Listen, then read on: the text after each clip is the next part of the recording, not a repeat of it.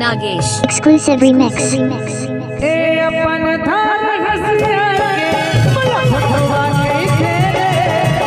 अपन धार हसिया के मला फटवा के तेरे पले नहीं फटवा के तेरे कबे नहीं फटवा मला फटवा के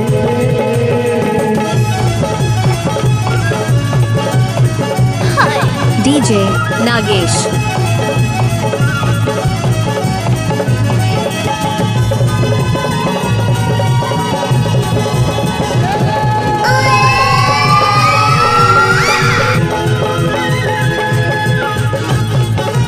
नाचुरी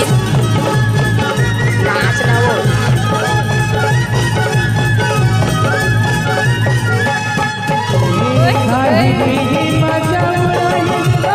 डीजे नागेश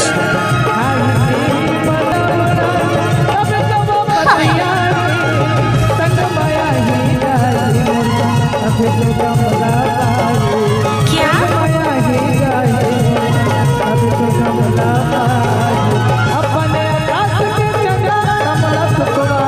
अच्छा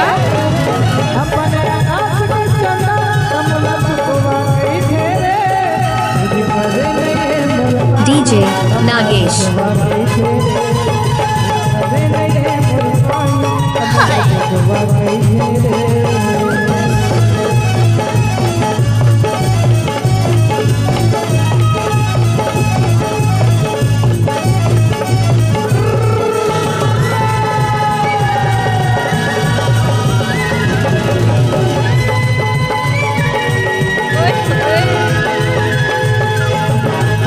डीजे नागेश